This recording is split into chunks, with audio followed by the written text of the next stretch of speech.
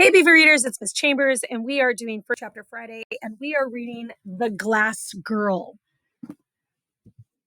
The branches dug into her palms. She didn't mind the blood there. She kept going higher and higher. Leaves in her hair, tears in her jeans. She didn't mind the blood there.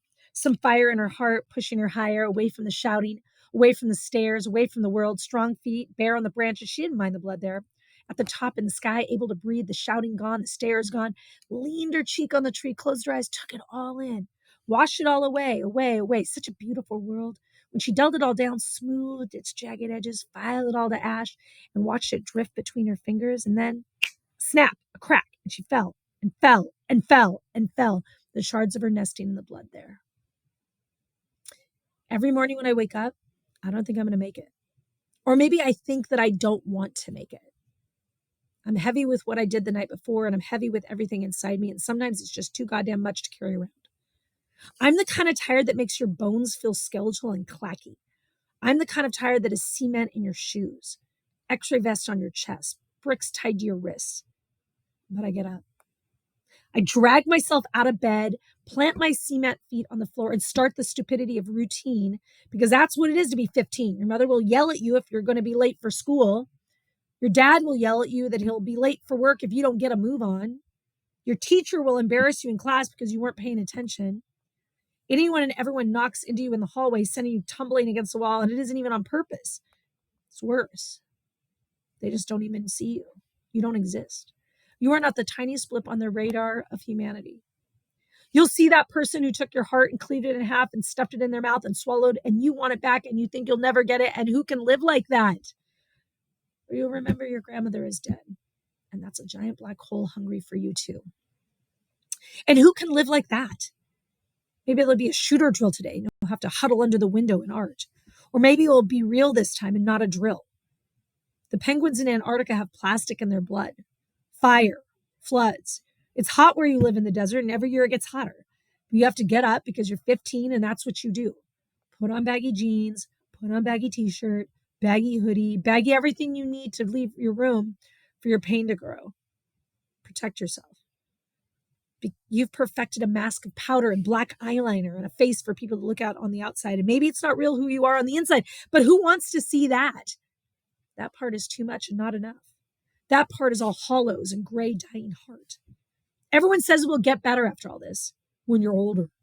Like it's a sentence you have to serve. Like it will toughen you up if you can make it. Like it will all be worthwhile.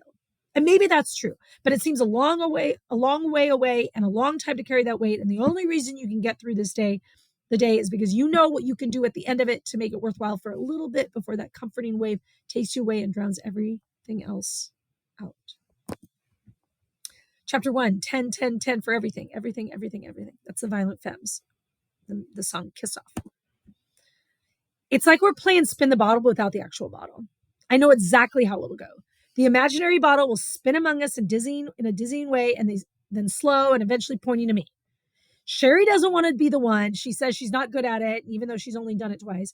She says she doesn't like the way people look at her. Amber says forget it. Since she's the only one with a car and a license, she drives and says that's enough.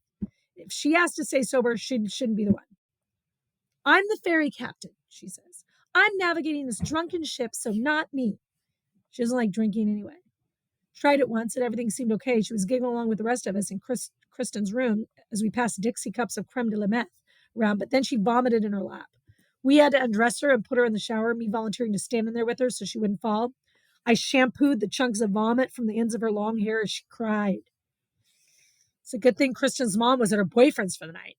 We found the creme de menthe on the very top shelf of the kitchen cabinet. The bottle dusty from neglect. It looked like and smelled like kind of candy-ish, so we tried it. We were 13. What kid doesn't like candy? And anyway, that's the first and only time for Amber.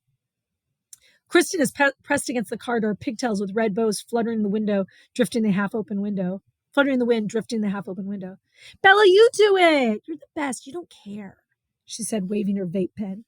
That's so disgusting, Amber tells her. Sincerely gross. Everything is gross when you think about it, Kristen replies. Who cares? In the back seat next to Sherry, I sigh. The bottle has landed on me. What Kristen said is what everyone always says to me, for everything in various versions. Bella, you do it. Bella, tell your sister it's time to get off her tablet and come to dinner. Bella, tell your father he's late with the check again. Bella, find out if that guy thinks I'm hot. Bella, I didn't read the book. Tell me what happened so I can write this stupid freaking paper. Bella, Bella, Bella. Close my eyes. I wish I was alone, but I'm not allowed to be alone after Dylan. And I know I should be grateful my friends are trying to take care of me, but sometimes I just want some peace and quiet. So no noise, nothing, just nothing. Sometimes it feels like I live in a pinball machine. I'm the scratched up ball being knocked from one nook to the next. Lights blaring, bells ringing. I can never stop the game because I am the game. Amber pulls up to the curb around the block from the store. Some of the red letters on the sign above the store have gone dark, so it reads LCYLQR. Lucky Liquor. Some of the older guys at school call it Lucy Liquor. Me and Lucy Liquor hung out last night, explaining away puffy eyes, bad breath, and as if anyone would actually care if they were hungover. Honestly, no one ever cares what guys do, only what girls do. Everyone in the car is quiet, waiting for me. I make them wait a few minutes longer, like I usually do. This is our routine; it never changes. If Kristen drives, she doesn't say. If Kristen drives, she says she can't do it. If Amber isn't driving, she says it makes her feel weird and she doesn't really like drinking anyway, so everyone forgives her. Sherry never does it anymore because a gross dude once grabbed the pocket of her hoodie and ripped it off. It's round and round all the time, spin the bottle. Doesn't matter what we play, the pebble of our booze hopscotch always lands on me. It lands on me because they know I'll do it. Bella's always up for adventure. Bella will do it. Bella's good at it. Bella will come through. Bella, come on. Kristen and Sherry hold out their money, and I listen to them breathe. Amber's eyes are turned to the left towards the darkness outside the driver's side window, so I can't see them in the rear view. I think she's mad, but she won't say it out loud. Fine, I say. Fine, you cowards. I snatch the money, warm and wrinkled from the hands. Bella, they say, Bella, you're the best. I'm not the best. I'm the worst.